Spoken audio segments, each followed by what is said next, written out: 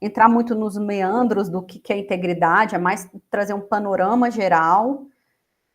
Como você mesmo trouxe, né, Ivo, é uma temática que para nós, docentes, pesquisadores, estamos atuando aí na pós-graduação, para a gente, muito dessas temáticas e do assunto aqui tratado sobre integridade e ética em pesquisa, é algo que é visto como óbvio, mas para os estudantes da graduação, especialmente, ainda tem uma fragilidade enquanto a entender essa produção numa perspectiva mais ética.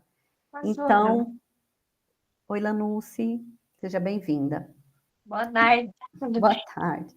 Então, eu vou reproduzir minha tela para falar um pouquinho do que vem a ser integridade na pesquisa, o que é a ética em pesquisa, na construção de trabalho acadêmico. A gente muitas vezes pensa na integridade na pesquisa só pensando artigos científicos, não, desde um trabalho de uma disciplina que a gente precisa entregar, já tem uma exigência de uma conduta ética, de uma condição mesmo de lisura na construção desse trabalho.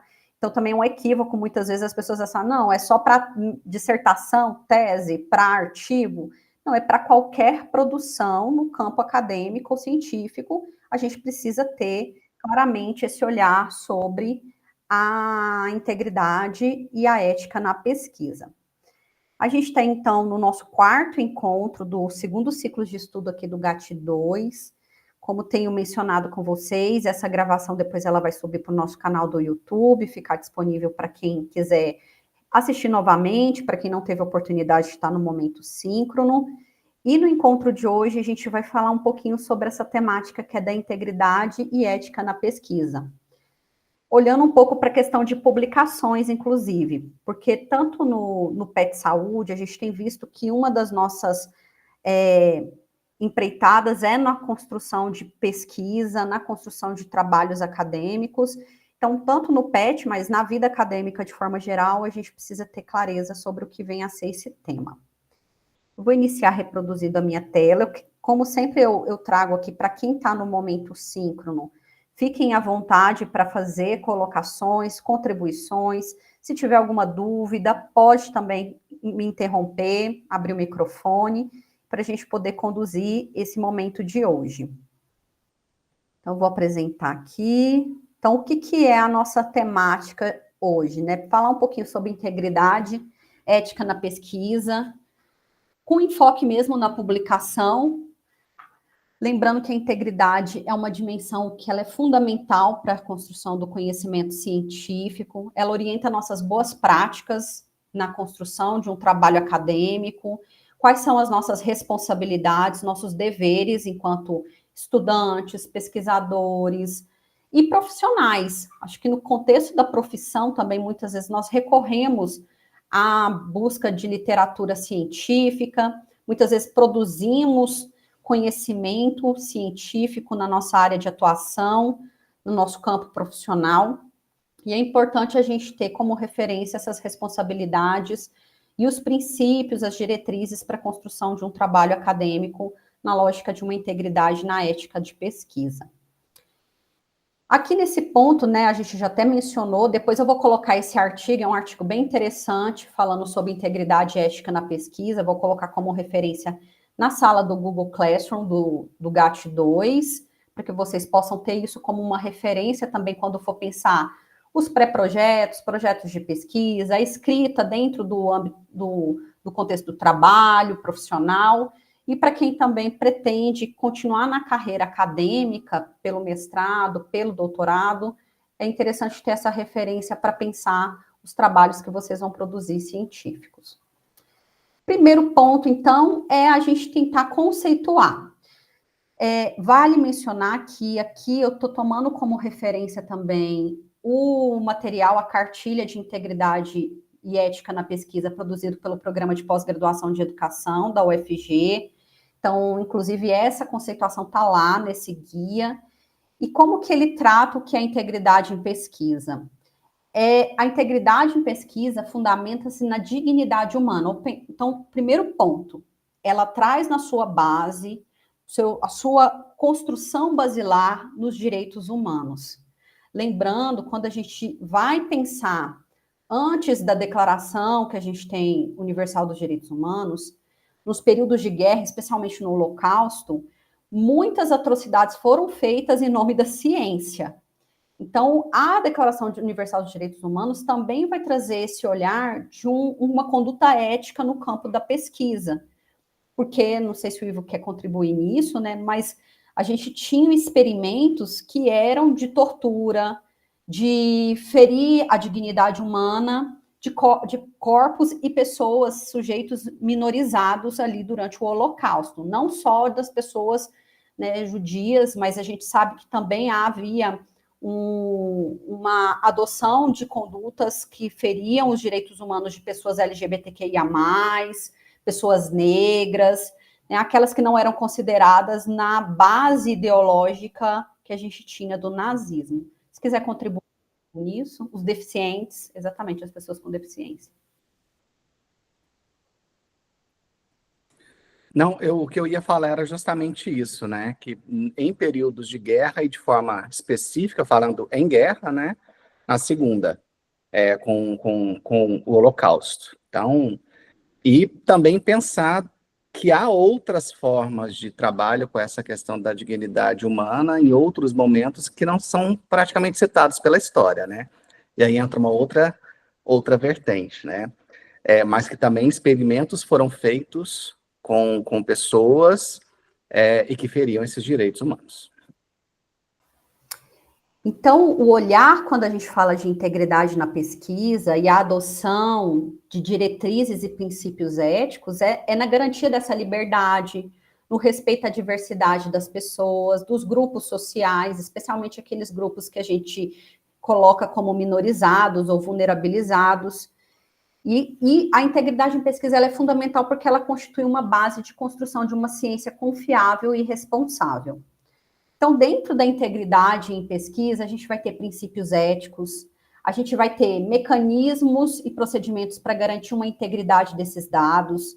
Então, não é à toa quando vocês vêm num projeto de pesquisa que a gente vai desenvolver junto com pessoas, com seres humanos, a importância da gente incluir no TCLE a proteção dos dados dessas pessoas, o anonimato, né, o sigilo, isso tudo tem a ver com essa integridade dos dados.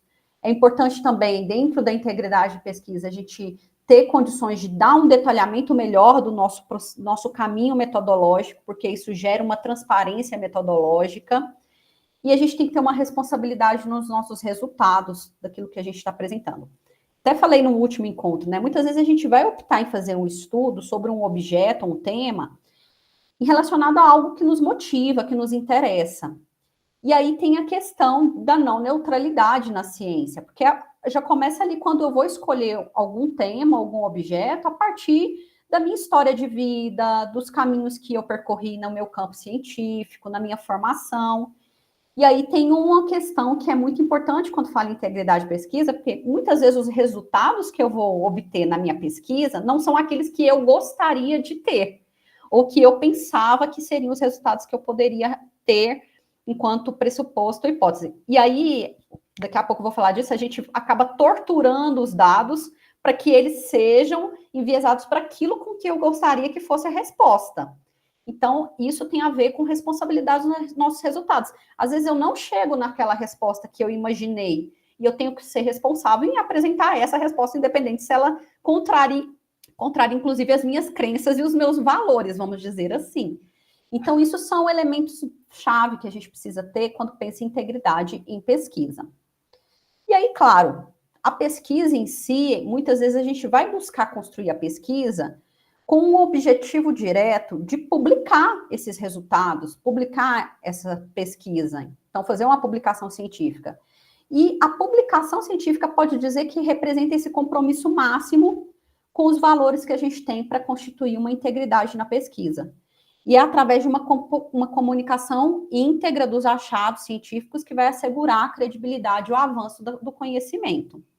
E aí aqui é um trecho, inclusive, do que está lá no material que eu disponibilizei para vocês de leitura, do Guia de Integridade em Pesquisa do Programa de Pós-Graduação da Educação, que vai dizer o seguinte: segundo Herman, 2019, página 18, a ética na pesquisa alicerça-se na dignidade humana, na liberdade, na diversidade dos indivíduos e dos grupos sociais, assim como nos princípios de integridade, transparência e responsabilidade na condução da pesquisa e de seus resultados, formando um conjunto que é indissociável. Então, gente, não tem como eu seguir princípios éticos e não ter responsabilidade nos resultados. Tudo isso está articulado. Eu preciso ter todos esses elementos presentes no momento da minha produção e na minha publicização do conhecimento e dessa pesquisa.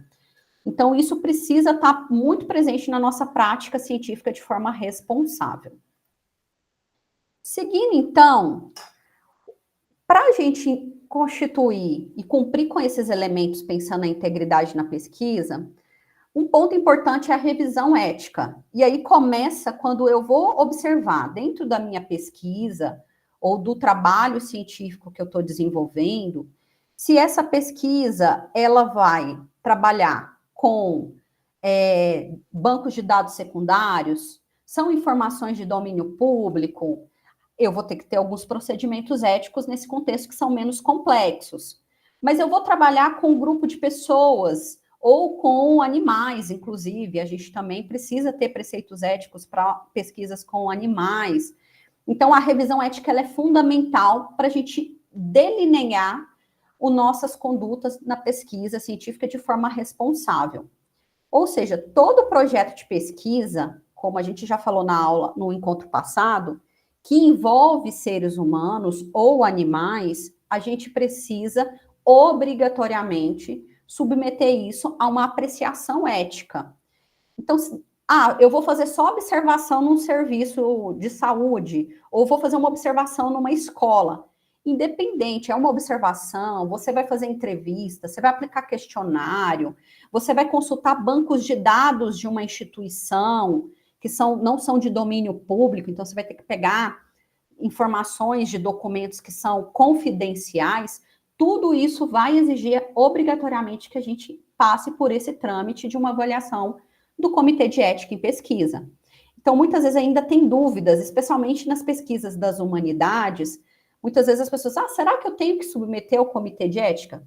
Depende do desenho da sua pesquisa. Se a sua pesquisa, de alguma forma, pode gerar algum tipo de riscos, né, ou algum tipo de prejuízos em relação ao trem, a gente precisa, de fato, garantir a apreciação ética desse projeto. Professor, eu vou trabalhar só com o histórico escolar numa escola, mas você vai manipular informações sensíveis, pessoais de alguém, e principalmente numa escola, a depender da faixa etária, você precisa, inclusive, do consentimento dos pais ou responsáveis que você vai manipular os dados daquela criança ou daquele adolescente. Então, mesmo que eu vá acessar documentos e não vá estar diretamente vinculada ao sujeito, eu preciso passar pelo Comitê de Ética e uma avaliação de ética. Nesses casos, inclusive, por exemplo, eu vou manipular uma ficha, um cadastro da pessoa numa instituição. Eu posso até solicitar a dispensa do termo de consentimento, mas aí eu tenho que justificar o motivo e nisso não me deixa ausente de apresentar para o Comitê de Ética toda a minha pesquisa, porque eu vou manipular dados de uma instituição, mesmo que sejam não diretamente com a pessoa. Sim, Lanucci. Fernanda, igual lá na escola, a gente, no início do ano, antes de atender, mexer com qualquer criança, assim, a gente pegou uma autorização dos pais. Não seria essa autorização, né? No caso de uma pesquisa, além da autorização, porque no caso de vocês não vão usar isso para pesquisa, nem podem. A não ser que vocês tenham interesse de usar esses dados depois para pesquisa, vai ter que apresentar a apreciação do Comitê de Ética. Mas se tem uma intenção de pesquisa, aí não basta só a autorização dos pais. Eu preciso que os pais assinem um termo de consentimento para a gente poder fazer a pesquisa ou coletar informações desses escolares. Preciso deixar a escola também à parte, que ela é uma participante da pesquisa, então eu tenho que ter um termo de anuência da escola. Então, são outros trâmites. Diferente de ações como o do PSE, que vocês só vão ter autorização porque, eu preciso fazer higienização bucal. Então, a gente vai fazer um dia de escovação. Então, eu preciso que os pais saibam que a gente vai fazer essa intervenção com os escolares. Nesse caso, só autorização para que os responsáveis tenham ciência que a criança vai passar por essa atividade de saúde. No entanto, se tem uma intenção de usar as informações que foram coletadas para a intervenção em saúde ali do PSE para fins de pesquisa, aí a gente precisa passar pelo comitê de ética. Outro ponto que eu acho importante, por que a gente, então, precisa apresentar a nossa proposta de projeto de pesquisa por esse movimento de revisão ética, junto com as instâncias que são responsáveis pela apreciação ética dentro do Brasil. No nível nacional é o CONEP, que é o Conselho Nacional de Ética em Pesquisa. Claro, se a gente for pensar aqui em Goiás, dentro da universidade, a gente tem um comitê de ética de pesquisa local, que é o CEP-UFG. Se for no campo da saúde, a gente tem o comitê de ética do Hospital das Clínicas. E se a gente faz pesquisas dentro do cenário de serviços de saúde, quando os municípios são de maior porte, a gente tem os comitês locais, inclusive das escolas de saúde pública. Por exemplo, em Goiás, a gente tem o Comitê de Ética da Escola Estadual de Saúde Pública, e no município de Goiânia, a gente tem o Comitê de Ética Local da Escola Municipal de Saúde Pública. Ah, professora, eu vou fazer minha pesquisa em Senador Canedo. Fui conversar lá na secretaria, não tem comitê de ética. Então, é somente a apreciação do comitê de ética da UFG, no caso. Ou da instituição formadora ou de pesquisa. Ah, eu sou aluno de uma universidade privada. Possivelmente tem um comitê de ética interno dessa instituição privada. De forma geral, a gente vai ter que passar por alguma dessas instâncias de apreciação ética, ou na universidade, ou dependendo, dentro da comissão nacional. Quando que a minha pesquisa vai para a comissão nacional? Quando eu faço estudos do tipo clínicos. Então, estudos clínicos randomizados, ele já vai diretamente para o CONEP, porque são estudos mais complexos, são intervenções que muitas vezes podem gerar maior risco para a pessoa ou para os sujeitos participantes. Então, no caso de estudos clínicos randomizados, que a gente tem muito isso de pesquisas no âmbito farmacêutico ou da biomedicina, aí a pesquisa já vai direto para a instância nacional para apreciação. Mas independente, minha pesquisa é nas humanidades, minha pesquisa é na área de saúde, ou em qualquer área, vai ter um envolvimento com seres humanos ou animais, precisamos obrigatoriamente submeter nosso projeto para apreciação e revisão ética. Por que a gente faz isso? A partir das bases dos direitos humanos, esse é um procedimento necessário para garantir a proteção dos direitos e do bem-estar desses participantes da pesquisa, assegurando que a pesquisa vai ser conduzida utilizando rigor nos padrões que a gente vai ter ali dentro dos padrões internacionais de pesquisa. Aqui, depois eu posso colocar para vocês, a gente tem as informações detalhadas dentro do CEP-UFG, que documentos que a gente tem que apresentar para apreciação, como que a gente vai fazer a submissão para apreciação ética para um comitê de ética da UFG. A gente não envia diretamente para o comitê, a gente tem um sistema próprio nacional atualmente, que é o da Plataforma Brasil. É por meio dele que a gente submete toda essa documentação e aí sim é direcionado para o comitê de ética responsável. Eu vou falar da minha história, né, porque já tem um tempinho de caminhada. Eu sou de uma época, gente, que a gente fazia tudo isso físico, criava uma pasta gigante de um monte de documento, ia lá e protocolava num guichê da reitoria, e eles me davam um papelzinho comprovando que eles tinham recebido para avaliar meu documento. Isso já tem bastante tempo que acontecia.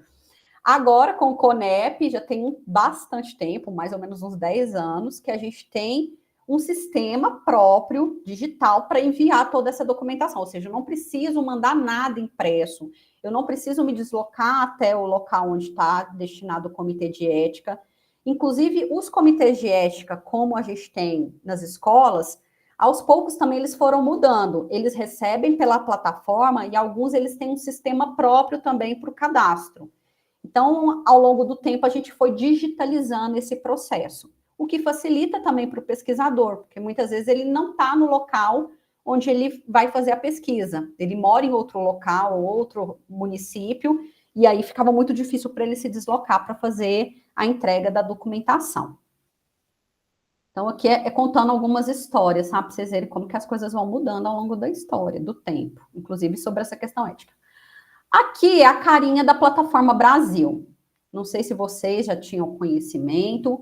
É importante, independente, sendo estudante, vocês fazerem o cadastro, porque às vezes vocês vão participar de grupo de pesquisa, vocês vão ser mobilizados na iniciação científica, em monitoria, e a depender o docente, o professor ou pesquisador responsável vai incluir vocês na equipe da pesquisa. Então, todo mundo que tem algum vínculo acadêmico, é importante ter seu cadastro na plataforma Brasil, mesmo que você não vá submeter projeto. Mas você pode compor uma equipe de pesquisa e a plataforma vai pedir o seu cadastro. Eu tive uma questão no ano passado de um estudante que estava fazendo o TCC dele. E aí a gente submeteu o projeto dentro do comitê de ética, porque a gente ia aplicar questionário.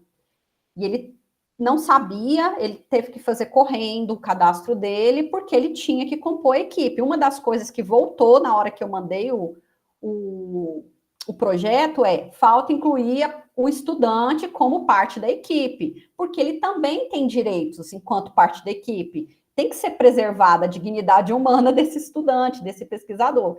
Então, ele tem que estar relacionado ali enquanto parte da equipe de pesquisa. Então, especialmente para vocês que são estudantes, não conhecem a plataforma Brasil, não tem cadastro, eu sugiro fazer o cadastro de vocês.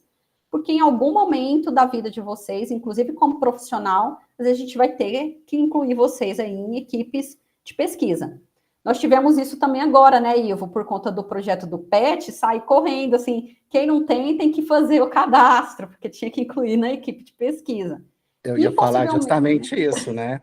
Eu não tinha o cadastro, porque as minhas pesquisas sempre foram bibliográficas, nunca tinha feito por conta de outras tipologias de pesquisa, mas agora está aí, né, Fernanda? Então é isso, né? É bom a gente já ter para não ficar deixando para a última hora, e às vezes aparece de última hora assim, nossa, a gente vai ter uma pesquisa, tem que cadastrar em tal lugar, e aí até fazer o cadastro, depois ainda a plataforma tem que te dar um feedback se realmente o cadastro aconteceu e tudo mais. Lanusse, sim.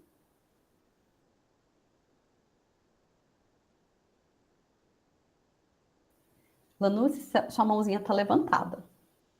Desculpa, foi sem querer. Então, tá bom. Então, aqui é a carinha que a gente tem da plataforma Brasil. Vocês também podem ser fiscais de projeto. Então, às vezes, vocês recebem um questionário online para preencher. Aí ele vem lá com um código da pesquisa. Vocês podem verificar aqui na plataforma Brasil se de fato o questionário que você está respondendo de fato está dentro do que é o escopo daquela pesquisa. Então, vocês podem pegar aquele código que é o CAI e vir aqui fazer a pesquisa. Então, vocês, além de poder cadastrar ou serem cadastrados como parte da pesquisa, a gente também, enquanto cidadão, pode acompanhar se essas pesquisas estão sendo feitas conforme elas foram cadastradas e aprovadas no comitê de ética. Então, vocês podem, aqui nesse item onde está escrito pesquisa, quando vocês clicam, ou aqui em buscar pesquisas aprovadas, vocês conseguem identificar como que está o status daquela pesquisa, se ela foi aprovada, se o questionário que você está respondendo está de acordo com o que foi aprovado na pesquisa. Então, veja, lembra lá da integridade que eu falei, os elementos? A transparência está aqui. A gente consegue consultar as pesquisas científicas dentro do Brasil, né? Porque aqui é uma plataforma de pesquisa do Brasil. Seguindo, aí aqui a carinha que eu falei inicial, aqui quando você entra como pesquisador com o seu cadastro, vai abrir uma nova tela onde você vai poder acompanhar as pesquisas que você ou é membro, ou faz parte da equipe, ou que você submeteu. Então, por exemplo, aqui eu tirei o print da tela da minha plataforma de pesquisas que ou eu sou a coordenadora da pesquisa, ou eu faço parte da equipe. Então, se vocês observarem, onde não tem o meu nome, é porque a pesquisa, eu não sou a pesquisadora principal, mas eu faço parte da equipe. Por isso que eu reforço a importância da gente fazer o cadastro com antecedência. Porque muitas vezes eu vou participar de alguma pesquisa enquanto parte da equipe pesquisadora, e aí meu nome vai estar aqui vinculado a essa pesquisa. Então, vocês podem ver que aqui as pesquisas que estão aí na tela para vocês, são pesquisas que ou fui eu que conduzi, como pesquisador principal, ou eu estive vinculada a alguma pesquisa participando da equipe. Todos aqui que vocês estão vendo, tá como aprovados. No entanto, eu não sei se eu consegui pegar... Ah, ótimo, aqui, ó. Eu consegui pegar, inclusive, a nossa do PET Saúde. Então, todas que eu tenho para trás já estão aprovadas. Então, passou por todo o percurso de avaliação e apreciação pelo Comitê de Ética, e o Comitê de Ética já aprovou. Quando você faz o cadastro da sua pesquisa, a primeira etapa que vai acontecer é esse status que está ali para vocês, em recepção e validação documental. O que é isso? O Comitê de Ética vai avaliar se todos os documentos necessários para apreciação ética estão incluídos na plataforma. Se não tiver, eles vão devolver falando que tem uma pendência documental e me indicar o que está faltando de documento. No nosso caso, a gente já fez isso, porque eles me devolveram pedindo uma adequação no TCLE. Eu até devolvi hoje para o Comitê de Ética da UFG. Quando a equipe de validação entender que, não, agora todos os documentos estão adequados, vai para uma segunda fase, que é o de apreciação ética, em que o Comitê de Ética vai sortear um relator, um avaliador do nosso projeto. E aí vai ficar o status aqui, apreciação ética.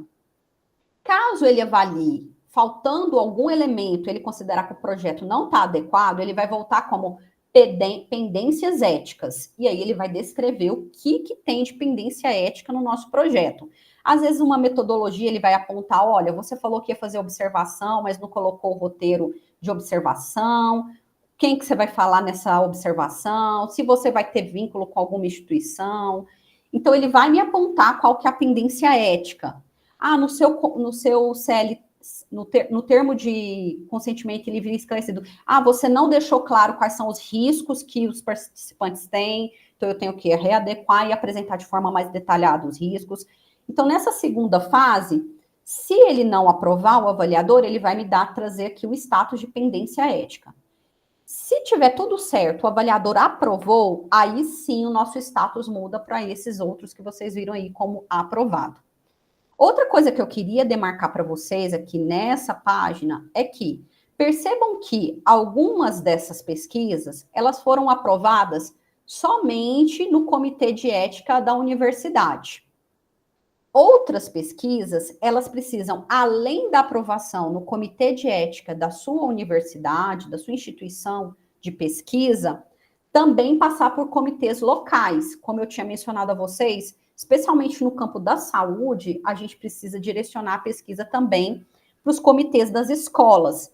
Então, por exemplo, aqui eu vou citar a pesquisa da Melissa Martins, que inclusive teve com a gente no ciclo de estudos do semestre passado, trabalhou a questão, né, da equidade de gênero e raça de trabalhadoras no SUS, é até a pesquisa dela aqui.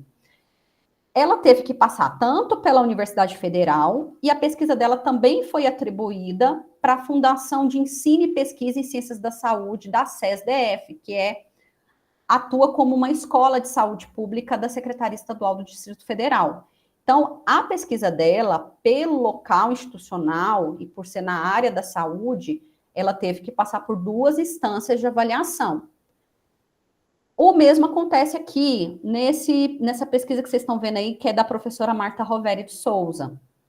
Ela passou pela Universidade Federal e ela também teve que passar pelo Comitê Estadual da Leide das Neves Ferreira, que é o da Escola Estadual de Saúde Pública. Então, percebam que, a depender da instituição, se for uma pesquisa na área da saúde em serviços de saúde vinculados ao SUS, para além da aprovação no Comitê de Ética da universidade, a gente também precisa da apreciação e aprovação dos comitês locais das escolas municipais. Lembrando que, inclusive, se eu fizer, por exemplo, uma pesquisa em um hospital público, eu ainda vou ter que passar por uma terceira instância, que é o comitê local do hospital público, que tem um comitê local ali, eles também vão precisar apreciar essa pesquisa. Ok? Nívia, quer falar um pouquinho disso, em relação à escola estadual, do comitê, da parte ética, se você quiser contribuir um pouco nisso?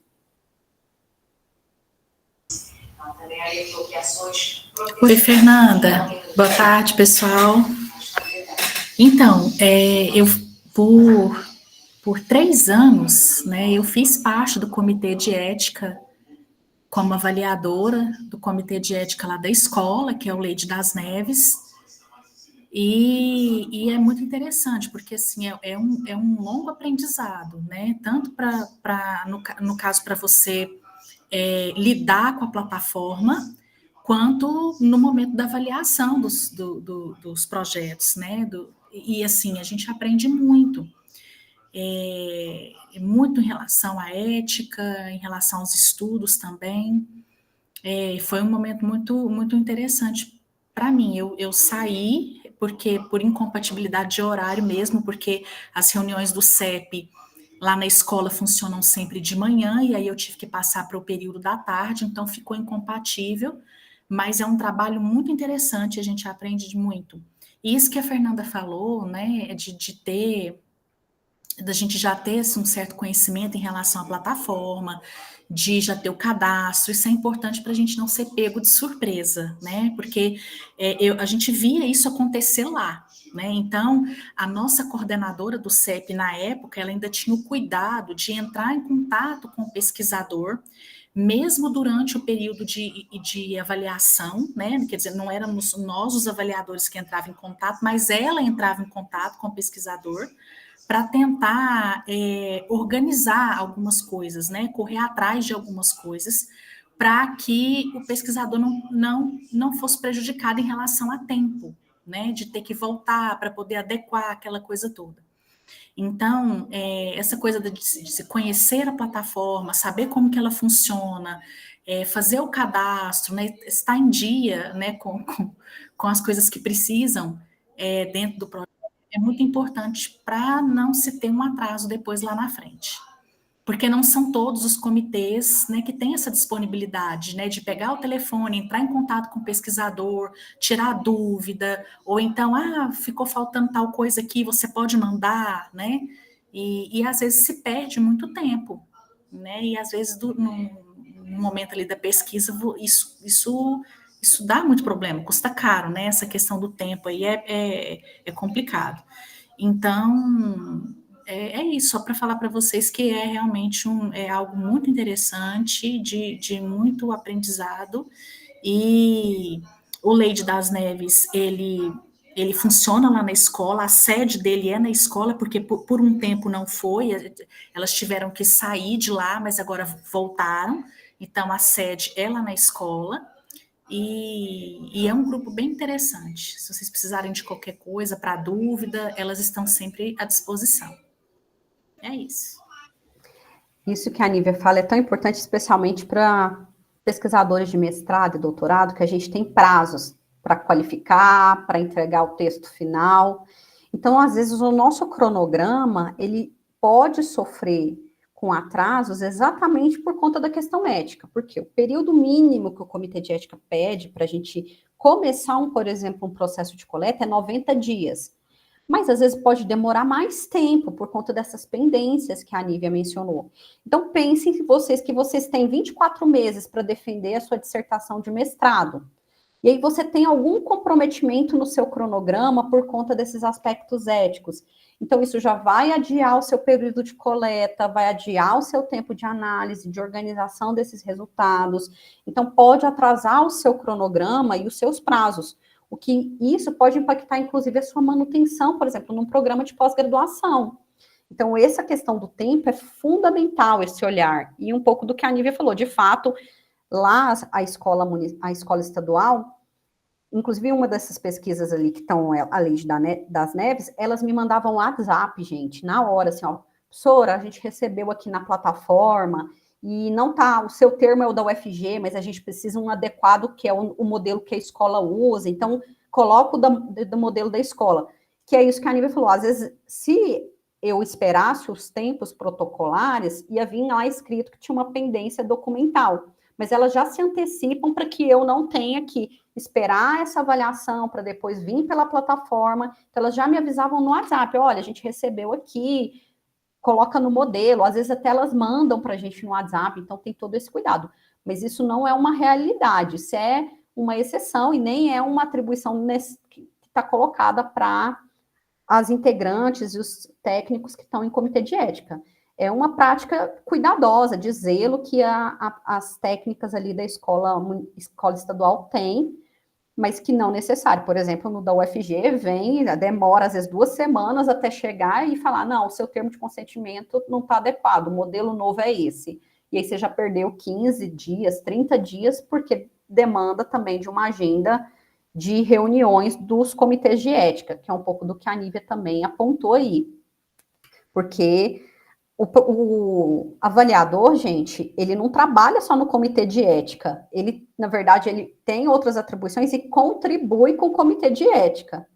Então, é um trabalho a mais que ele acaba tendo que assumir quando ele atua como integrante de comitê de ética. E aí, por isso também que a gente não tem reuniões tão próximas, às vezes é uma reunião por mês que o comitê de ética vai fazer para poder avaliar os projetos, ou 2 reuniões no mês. Se cai num feriado, perdemos ali, porque não vai ter aquela reunião. Então, isso tudo impacta no nosso cronograma da pesquisa. Conduta ética do pesquisador. Isso também está lá no guia do Programa de Pós-Graduação da Educação, que eu acho que é importante, inclusive, passar um por um, porque às vezes a gente tem, e aí foi até o que eu mencionei no início do nosso encontro hoje, a gente, enquanto pesquisador, que já está, né, nessa carreira da pesquisa, a gente já tem isso dado de barato, como se é uma coisa que corriqueira do nosso trabalho enquanto pesquisador ou pesquisadora. Mas para quem está entrando nessa carreira ou desenvolvendo, iniciando as suas atividades acadêmicas de construção, de pesquisa, muita coisa que é nova. Então, é importante demarcar para vocês o que é as condutas esperadas éticas de um pesquisador. Então, lá no guia, ele vai falar que todas essas condutas são necessárias para a gente fazer a concepção, a elaboração, a gestão, execução e análise dos nossos dados e da nossa pesquisa. E o que um pesquisador deve ter como conduta ética? Manter sua identificação científica sempre atualizada nas plataformas como a Lattes, ORCID e Google Acadêmico. O Google Acadêmico é uma cobrança muito mais para docentes, mas para vocês, sejam profissionais, né, da saúde ou profissionais de qualquer outra área, mas que têm essa questão da inserção no campo da pesquisa, primeiro passo básico é ter currículo de Lattes. Segundo passo básico, atualizar currículo, né? Então, pelo menos uma vez no ano, entra lá e dá uma atualizadinha no seu Lattes. Sempre manter ele atualizado é fundamental. Então, primeiro passo, criar o seu currículo Lattes. Segundo, atualizar o currículo Lattes. Se vocês já estão envolvidos mais com produção acadêmica e demanda um pouco mais para publicação de artigos, de trabalhos acadêmicos, aí a gente tem uma outra questão que é necessária, que é o nosso cadastro no identificador de pesquisa, que é o ORCID. Que alguns de vocês, até para a gente mandar o nosso relato de experiência para a chamada do e-book que a gente teve do PET Saúde, muitos de vocês eu até tive que falar, olha, tem que criar o ORCID, seu identificador de pesquisador. Então, basicamente, a gente tem que ter cadastro no Lattes, no nosso currículo Lattes, e no identificador de pesquisador. Outro ponto importante é a gente se orientar por critérios éticos em relação a todos os aspectos da pesquisa. Então, antes de eu começar a escrever meu projeto de pesquisa, eu minimamente tenho que entender quais são as minhas responsabilidades éticas e quais são os procedimentos éticos que eu vou ter que tomar.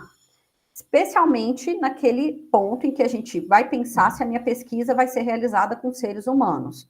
Então, preciso ter clara os critérios éticos que eu preciso respeitar.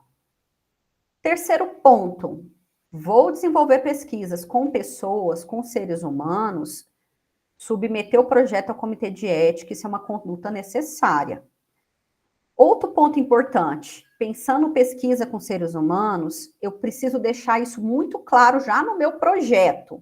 Quais são os direitos dos meus participantes, incluindo o respeito que eu vou ter, como que eu vou chegar para ele, para, por exemplo, enviar um questionário. Eu vou enviar um questionário por e-mail, como que eu posso respeitar a privacidade desse meu participante? Colocando em lista oculta, porque eu não posso ficar expondo o e-mail dele para, sei lá, vou mandar numa lista de estudantes da educação física, quero fazer uma pesquisa com os estudantes da educação física, então eu recebi os e-mails deles. Primeiro ponto para garantir o respeito e a privacidade é que eu não divulgue o e-mail para toda a lista que eu estou encaminhando. Então, ponto, lista oculta, né? Preservo e respeito os dados de e-mail já daquele participante. E aqui eu estou dando um exemplo de como que a gente tem essa possibilidade de garantia de direitos de respeito, da privacidade, o acesso às informações, o consentimento informado. Então, primeiro ponto, mandei um questionário. Antes da pessoa responder a pesquisa, ela tem que ter o consentimento dela. Primeiro ponto. Então, ela tem que autorizar e colocar que voluntariamente ela está participando da pesquisa. Ela tem que também ter claro que ela tem o direito à desistência, que ela tem o direito de não responder alguma questão que ela não se sinta à vontade para responder, que os dados dela vão ser protegidos, porque a gente tem uma lei nacional, que é a Lei Geral de Proteção dos Dados. Como que eu vou garantir? Isso tem que estar tudo detalhado no projeto, gente. Tudo. Muito descritivo. Por que eu estou falando isso? Porque o comitê de ética ele vai devolver se não tiver descrito. Ele vai falar, olha, você não está deixando claro como que você vai proteger os dados desses participantes. Ah, você não deixou claro como que você vai garantir a privacidade deles. Que você também vai garantir ressarcimento de despesas, se for necessário, em casos específicos. Tudo isso tem que estar detalhado já no projeto, porque são formas da gente garantir esses direitos dos participantes. Outro ponto que é importante da conduta ética de um pesquisador é prevenir e combater as falsidades. Seja o plágio, o autoplágio, autoria indevida.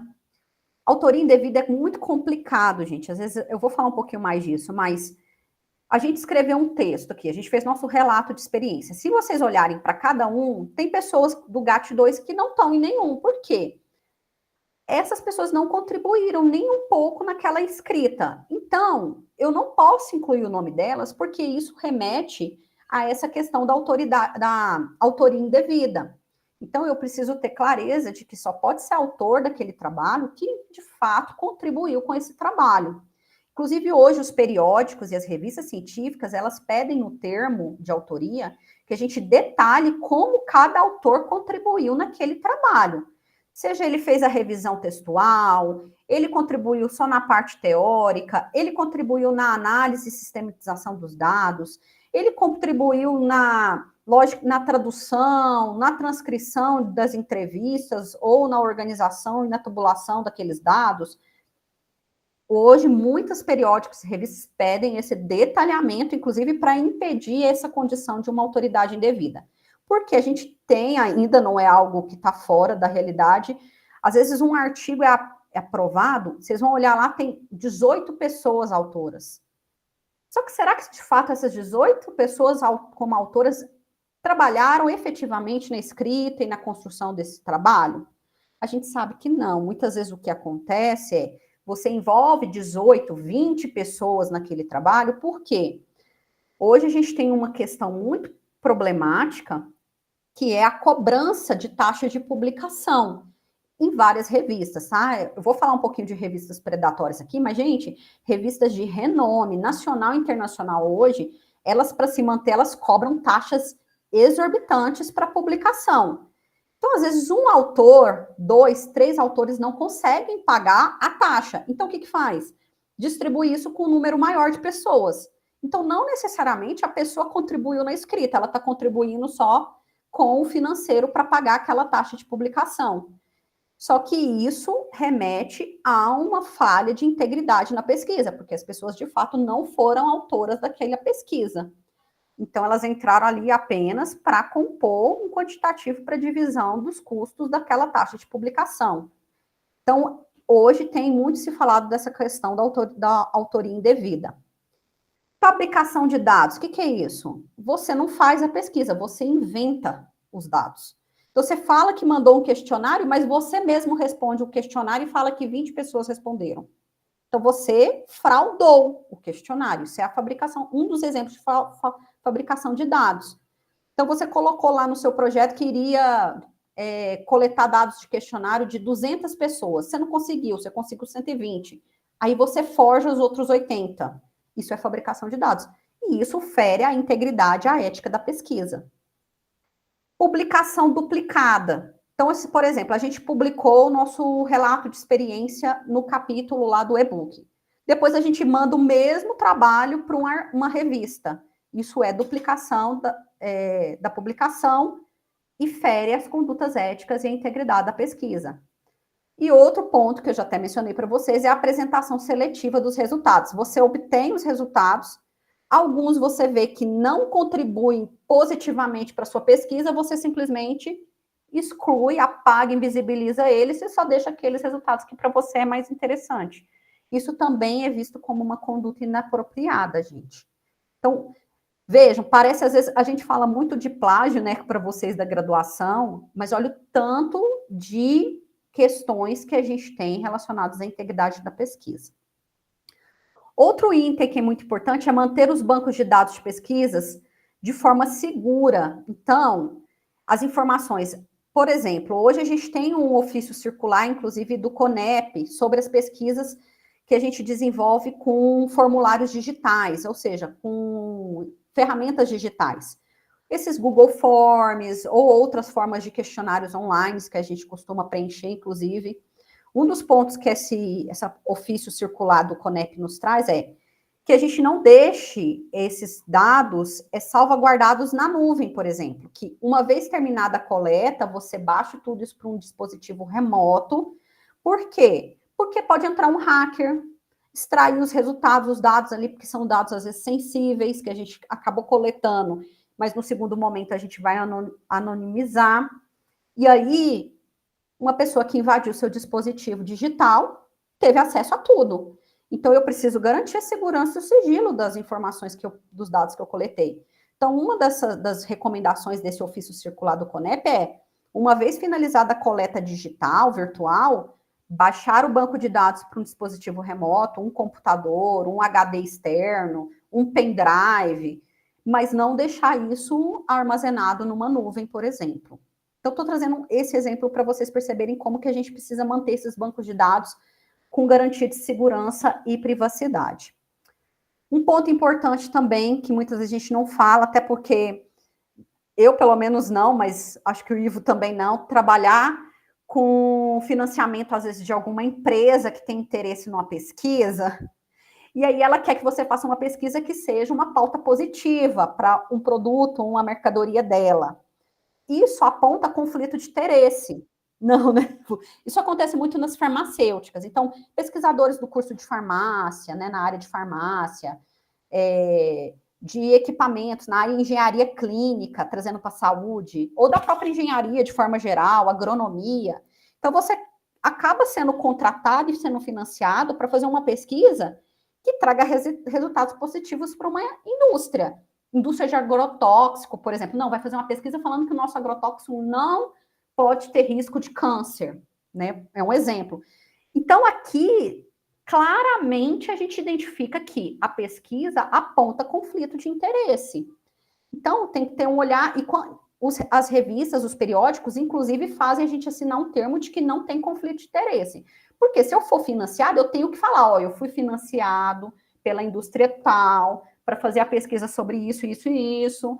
Por quê? Quem vai ler entendendo que pode ser que está enviesado esse resultado. Ou que essa pesquisa ela já foi feita, encomendada para chegar naquele resultado específico.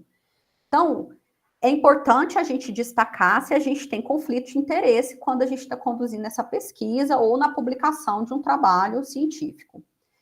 E o último item que eu queria reforçar com vocês é não publicar ou referenciar trabalhos de fontes predatórias. Isso é uma recomendação que a gente tem. Mas, gente, daqui a pouco eu vou falar dessa problemática das revistas predatórias, né?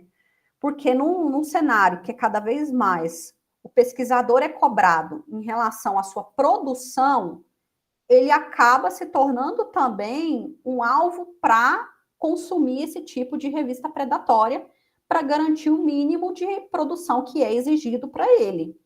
Então, é aquilo, a gente tem isso como uma conduta ética que está colocada de integridade da pesquisa, no entanto, existe um sistema de cobrança de produtividade no campo da ciência que muitos autores e pesquisadores vão acabar indo para o nível de revistas predatórias, sim, fontes predatórias.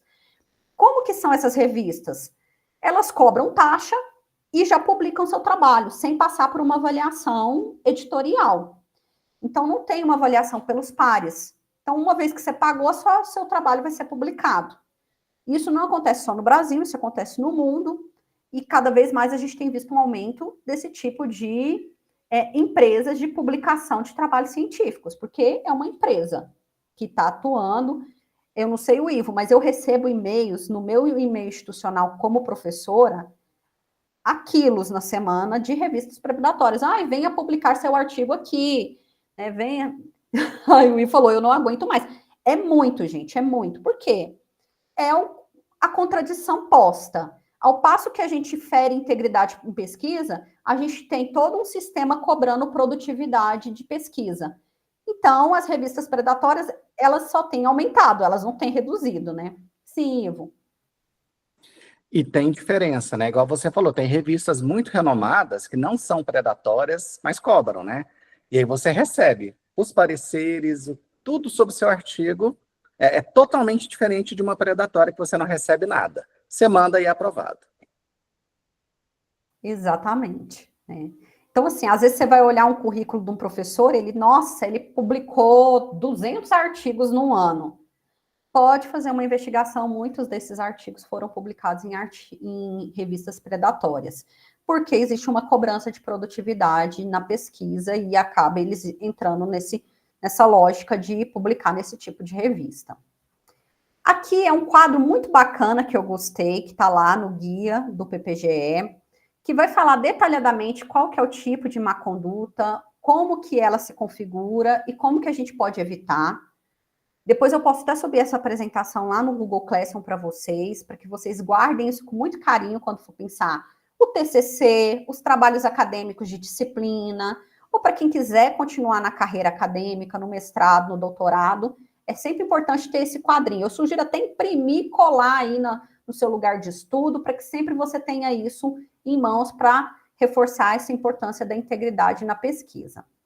Então, eu não vou passar muito por eles, por conta do nosso tempo, mas, em síntese, é um pouco desses elementos que a gente falou que são as condutas esperadas e o que a gente não espera de um pesquisador, de quem está fazendo pesquisa.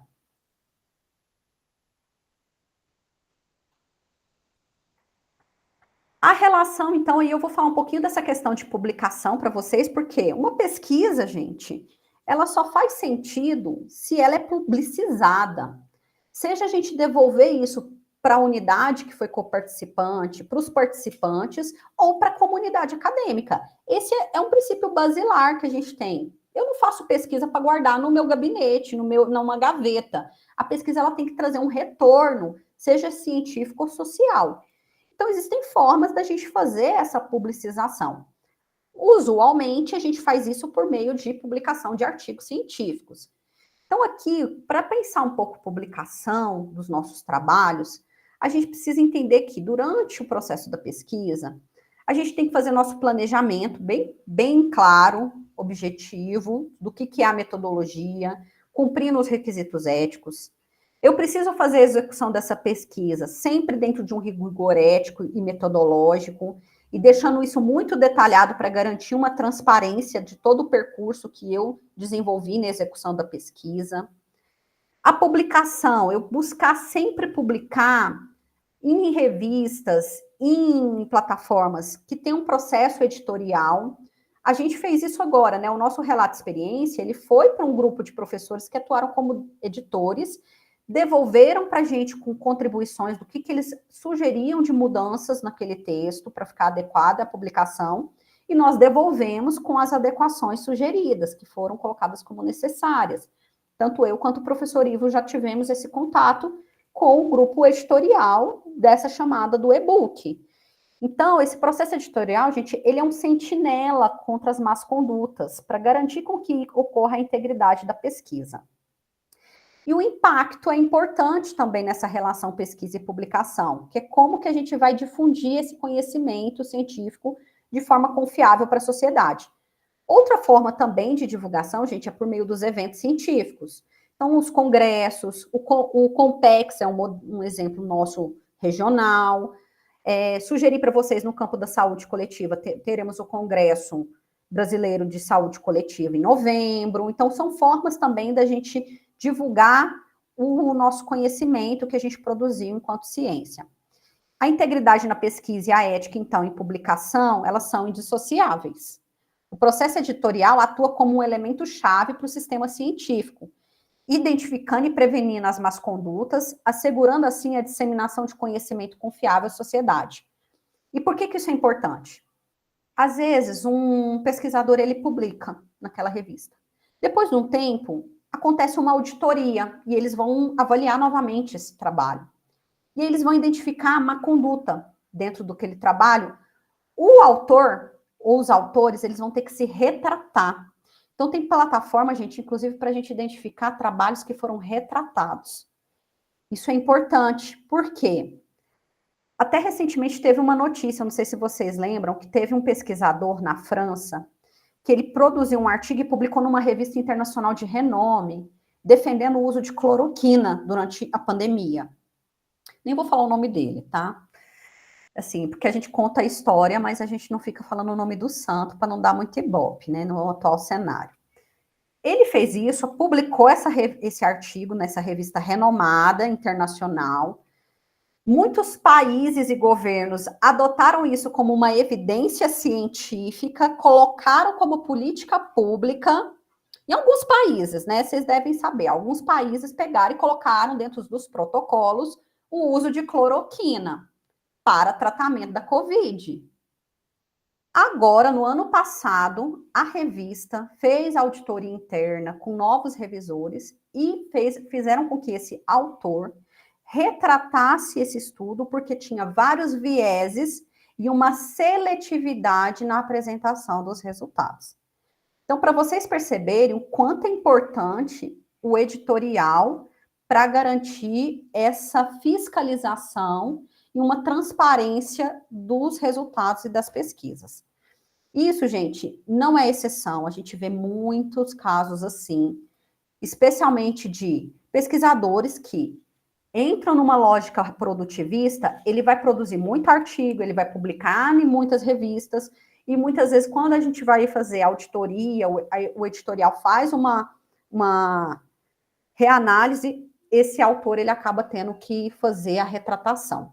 Eu até esqueci de trazer a plataforma, mas depois eu coloco para vocês, porque vocês, estudantes, inclusive, tomar cuidado. Às vezes a gente está citando um trabalho que já foi retratado. E assim, infelizmente, o autor, ele publica que publicou, mas depois ele não publica lá no Lattes dele que ele teve que retratar aquele artigo, tá? Então, ficou como se tivesse tudo certo. Então, uma sugestão é, verifique se o artigo não passou por um processo de retratação. As revistas, inclusive, põem uma faixa vermelha no meio do artigo, assim, artigo retratado, né? Quer dizer, não é confiável para você usar como fonte. Alguma dúvida com isso, gente? Já tinha ouvido falar dessas questões de retratação, de que existe plataforma para a gente conferir? Então, vou avançando. Aqui já falei um pouco desses, né, principais más condutas que a gente tem. Essas são as principais, eu fiz, né, depois vocês podem voltar lá no quadrinho do guia do PPGE. Mas os principais que a gente tem, então, relacionados à cópia indevida, à autoria indevida, a manipulação de dados, que a gente também costuma falar que é torturar o dado para ele me dar um resultado que eu quero. Então, o uso indevido dos bancos de dados, a gente fazer manipulação estatística para ter o resultado favorável à minha pesquisa, omissão seletiva de informações. O artigo que eu acabei de falar, da cloroquina, ele fez praticamente isso tudo, tá? Na manipulação de dados deles, para falar que cloroquina era uma terapêutica confiável para tratamento de Covid. Plágio, né, e violações éticas, por exemplo, a gente não apresentar o termo de consentimento, deixar o participante esclarecido de como que vai ser a participação dele. Então, isso é elemento, assim, que a gente vê como básico, mas tem gente que vai fazer pesquisa e não apresenta com o termo de consentimento para o participante. Isso tudo também é configurado como violências éticas, ou violações éticas. É importante entender, pessoal, que nós, no Brasil, temos nossa legislação para pesquisa, para ética em pesquisa, mas existe uma diversidade de formas de normas técnicas em pesquisa. Então, dependendo dos países, vocês vão fazer intercâmbio, vocês vão ver que lá vai ter uma outra normativa, né? Às vezes tem possibilidades mais ampliadas e menos burocráticas, às vezes, para fazer uma pesquisa científica dentro da perspectiva ética. O Brasil em si ele é muito burocrático nessa condição, a gente tem muitos documentos que precisam ser colocados, né, e apresentados, tudo isso para garantir a ética na pesquisa. Tem países que isso é mais flexível, né, apresentam outras formas da gente normatizar. A gente também tem que entender que, mesmo sendo diverso, a gente tem consensos universais que vão estar vinculados à Declaração Universal de Direitos Humanos. Então, esses parâmetros e as diretrizes éticas, os princípios éticos, né, que a gente tem, todos eles são universais, seja em qualquer país, quando a gente vai pensar diretrizes para as pesquisas. A gente tem que entender também que existe um pluralismo ético. Então, a gente tem que reconhecer que tem uma diversidade de práticas científicas. O professor Ivo Nello, inclusive, falou, olha, eu ainda não tinha cadastro na Plataforma Brasil, porque eu trabalho com uma outra perspectiva metodológica, não demanda no campo das linguagens, não demanda uma pesquisa com seres humanos, então é pesquisa bibliográfica, documental, então não tem uma exigência de submissão em comitê de ética.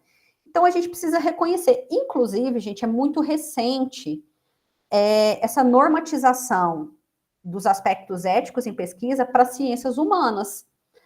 Salvo engano, até 2011, mais ou menos, a gente nem tinha isso previsto para as pesquisas em ciências humanas. É depois de 2011 que começa esse movimento, que aí a gente tem uma resolução própria para pesquisas na área de ciências humanas e sociais. Até então, nem se cogitava esses aspectos normativos e éticos para pesquisas nas ciências humanas e sociais. Então, é bem recente. Antes era um foco muito mais em estudos clínicos, pesquisas no campo da saúde médica, né, muito mais no campo da ciência médica, e agora a gente já tem também uma normatização para pesquisas nas ciências humanas e sociais que envolvem seres humanos. Então, a gente precisa reconhecer essa diversidade. E quando a gente está falando de construir conhecimento, né, pesquisa, a gente tem uma responsabilidade compartilhada. Tanto a responsabilidade dos pesquisadores quanto dos editores. Então, os editores, eles têm um papel fundamental, porque é eles que vão avaliar se aquela pesquisa, ela cumpre minimamente os princípios de integridade e ética na pesquisa, se ela consegue realmente contribuir para a construção de conhecimento. Então, os editores, eles têm um compromisso muito forte, porque eles vão estar ali na ponta para garantir a publicização de conhecimentos científicos confiáveis, com evidências adequadas. Aqui, então, falando um pouco dessa questão das revistas predatórias, gente, elas ascendem muito na lógica produtivista da ciência, né? Existe uma pressão que a gente tem que publicar ou perecer. Então, para nós docentes, isso tem aumentado muito. A gente precisa, você precisa pelo menos publicar 2 artigos por ano se você quiser progredir na sua carreira como professor. Você tem um quantitativo lá de notas que você precisa para publicação, né, de produção intelectual. E aí, muitas vezes, a gente sabe que em pesquisas que têm renome, às vezes vai demorar, gente, 2, 3 anos para seu artigo ser publicado. Na saúde coletiva, tem algumas revistas, gente, que você vai levar 2 anos, 3 anos, assim, é o mínimo para esse artigo ele volta, ele vai de novo, ele volta. Aí demora, até que a revista vai fazer diagramação, publicar, são 3 anos. E a cobrança produtivista não espera esses 3 anos. Ela quer, dentro do ano, um mínimo de produção daquele pesquisador ou docente. Então, esse mercado foi crescendo porque ele falou, opa lá, a gente precisa de pessoas publicando com uma certa agilidade. Então, vamos criar as empresas de editoria. Então, é um mercado que está sendo muito lucrativo. Elas exploram os pesquisadores com taxas altas, por isso que acontece, às vezes, a autoria indevida, que eu falei para vocês, porque você coloca 20 pessoas como se tivesse feito o trabalho, porque senão uma pessoa sozinha não dá conta de pagar a taxa. Ignora a revisão por pares e compromete a integridade na ciência. Essas revistas, então, elas ganham robustez no cenário atual, e é como eu falei, eu e o professor Ivonelli, nosso e-mail institucional de docente, é inundado com e-mails dessas revistas falando, publica aqui, mande seu artigo, o tempo todo. Pode falar, Ivo. E aí, Fernanda, eu fico pensando, né? São revistas produtivistas, a gente sabe que são produtivistas, não, predatórias, que nos exploram nesse aspecto da necessidade de publicarmos, ou porque senão você não fica no programa, você não progride e etc. Aí você vai na página da CAPES, verificar quais, e elas têm quais. Isso é o que, para mim, assim, é o pior. Agora vai mudar, né? Estou recebendo aí as regras e tudo, estamos recebendo essas regras, confusas, mas a gente não sabe como é que vai ficar ainda. O que se coloca é tentando superar essa lógica que está agora das revistas predatórias, né? Mas é isso que você falou, você entra lá na Qualis Sucupira, essas revistas, gente, tem status elevadíssimos também, é A1, A2, então é aquilo, as contradições estão postas, e aí a gente precisa avaliar também como que a gente fica aqui nessa máquina de moer pesquisa, né? Moer pessoas para produzir ciência, e que tipo de ciência que a gente está produzindo. Porque é um modelo de negócio, como eu já destaquei para vocês, tem ausência de revisão. E quais são as consequências? Proliferação de informações não verificadas, ou seja, fake news. A gente tem fake news na ciência e que estão ali publicadas como artigo científico. Por isso que depois eu vou colocar o link lá da plataforma onde a gente verifica se os artigos estão retratados, gente. Porque tem que checar, tem que checar. Será que esse artigo foi retratado? Será que tem algum problema metodológico? Ele feriu algum rigor científico? Ou algum elemento ético? A gente tem que checar. Porque, infelizmente, as fake news não estão só no Zap ou no Instagram ou nas redes sociais. Também a gente consegue visualizar isso com essa lógica das revistas predatórias. A ética editorial ela é fundamental, como eu falei para vocês, porque é a ponta de todo esse processo de publicização da ciência. É o editor ou o avaliador que vai dar validade científica para essa pesquisa. Ele vai ponderar os riscos e os benefícios que essa pesquisa teve, vai buscar mitigar danos, ver se essa pesquisa teve um cuidado para garantir a dignidade humana. É a partir desse avaliador e desse editorial que a gente vai observar se fizeram as exigências necessárias, se não tem conflito de interesse. Tudo isso é fundamental num critério da gente fazer a supervisão ética e editorial. E os desafios que a gente precisa perceber quando você é um avaliador, né? Porque daqui a um tempo vocês podem ser avaliadores. Não sei se a Nívia ou a Lanúcia, mas inclusive elas podem. Você, profissional, pode ser um avaliador de um determinado tema numa revista. Por exemplo, a Revista Estadual de Saúde Pública, a RESAP, você pode ser um avaliador dos trabalhos lá da RESAP. E aí, enquanto avaliador, revisor, é importante a gente ter no nosso olhar essa supervisão editorial. Sim, Nívia? Eu sou avaliadora da RESAP. É um trabalho bem interessante também. E é isso, vocês quando se formar, podem ser avaliadores, mas lembrar de seguir que tem desafios éticos quando eu vou fazer a avaliação de um trabalho científico, de um artigo. Primeiro ponto, identificar se é um trabalho que demanda aprovação em comitê de ética. Identificar se deixou claro o detalhamento sobre os consentimentos. Se você olhar também com cuidado como que foi utilizado esse uso dos bancos de dados. Se os métodos são das ciências sociais, quais são esses métodos? Está bem claro? Foi etnográfico, observação, teve interação dessas pessoas no contexto online, fez as garantias de segurança e privacidade nesse contexto da pesquisa online, porque isso aumentou muito pós-pandemia, muito uso desses recursos para pesquisa, sejam questionários online, entrevistas online. Eu tenho uma estudante lá no mestrado da saúde coletiva, no contexto da pandemia, ela não podia ir nos serviços entrevistar os profissionais, então ela fez tudo usando o Google Meet, fazendo gravação de vídeo e áudio. Isso tudo tem que estar claro para o revisor entender até que ponto ela garantiu e preservou a dignidade desse participante. E para fechar, eu falei dos conflitos de interesse, né? A gente precisa ter clareza, seja como autor, pesquisador, ou seja como um revisor, se tem questões financeiras, patrocínios para essa pesquisa, porque ali a gente tem que ficar com a pulguinha atrás da orelha sobre essas pesquisas financiadas, se é uma empresa. Nos Estados Unidos isso é muito mais forte. Aqui no Brasil a gente tem visto um aumento considerável nos últimos anos dessas empresas, especialmente na lógica das incubadoras de pesquisa, de ciência, de inovação. Isso tem aumentado também a lógica de patrocínio e financiamento de pesquisa. A gente precisa ver se tem conflitos pessoais ou acadêmicos, por exemplo, rivalidades profissionais. A gente precisa observar se também tem transparência, né? Apresentou quais são as afiliações, quais são os interesses organizacionais, tem interesse tecnológico de vender uma certa tecnologia. Então, a gente às vezes pensa que o conflito de interesse é só financeiro, né? Não, tem várias formas de conflito de interesse e que vão permear essa relação das atividades de construção da pesquisa, que vai influenciar na condução, inclusive do próprio editorial. Então, há consenso sobre a importância da gente identificar esses conflitos de interesse e a impossibilidade de eliminá-los completamente das publicações. Por quê? Por que tudo isso quando a gente fala de integridade e ética em pesquisa? Porque, volto lá no primeiro encontro, por que a gente faz pesquisa?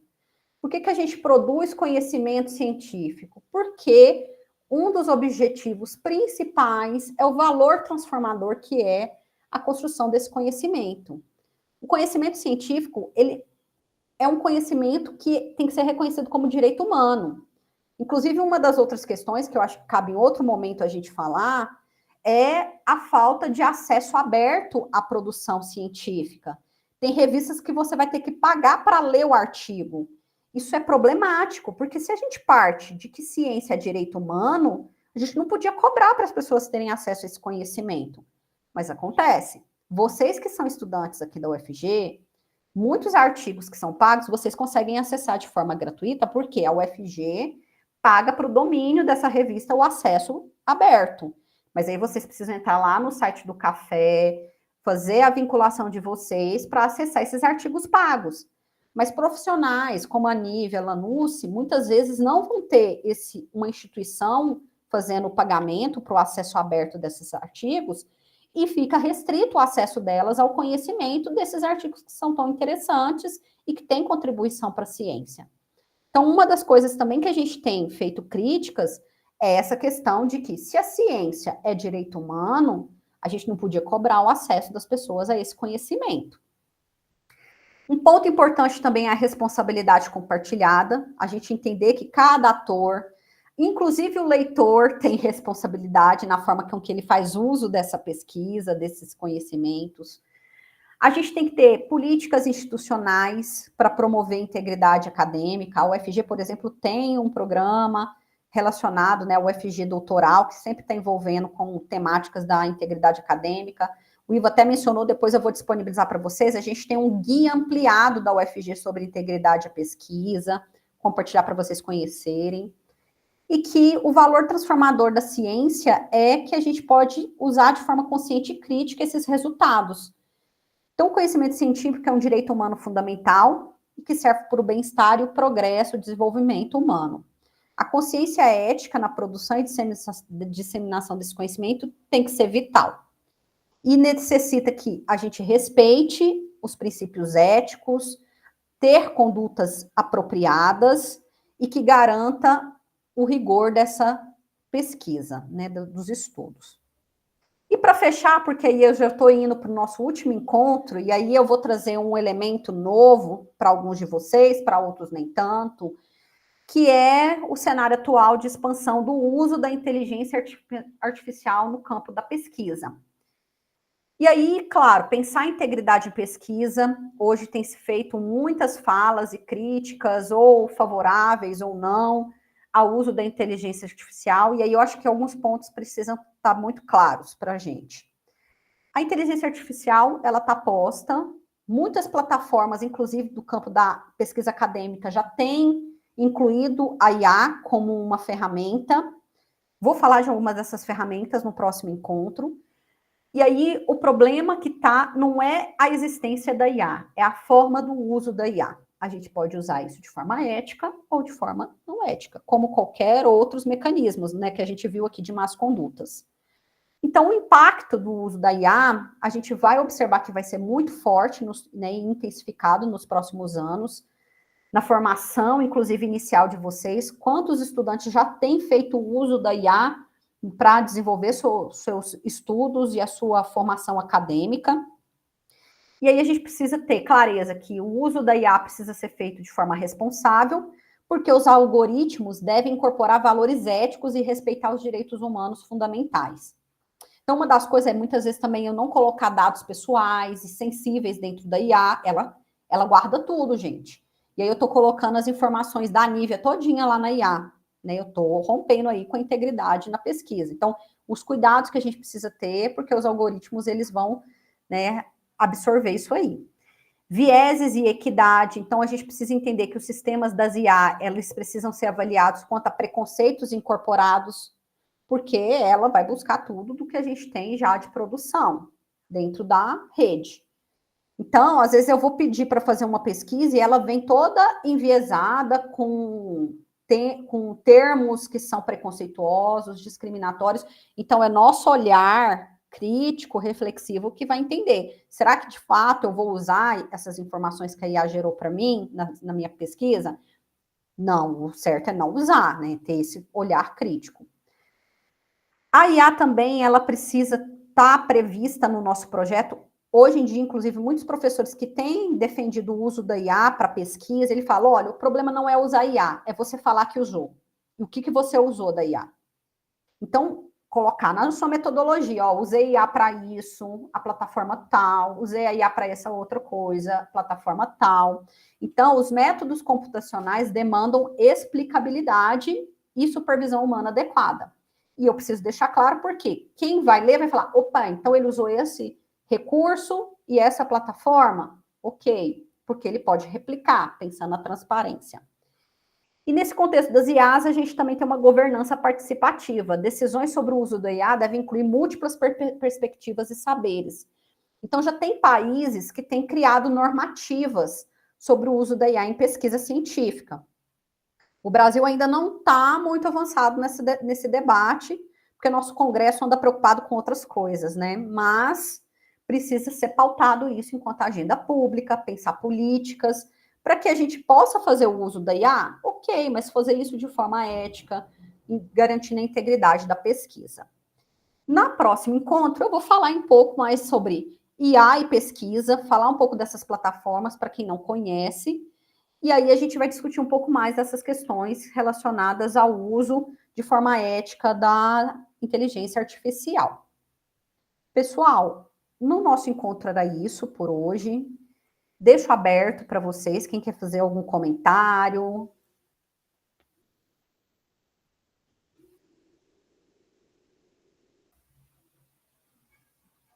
Como saem daqui? Gostaram do encontro? Enquanto isso, eu vou parando a nossa gravação também, e aí eu abro espaço para vocês.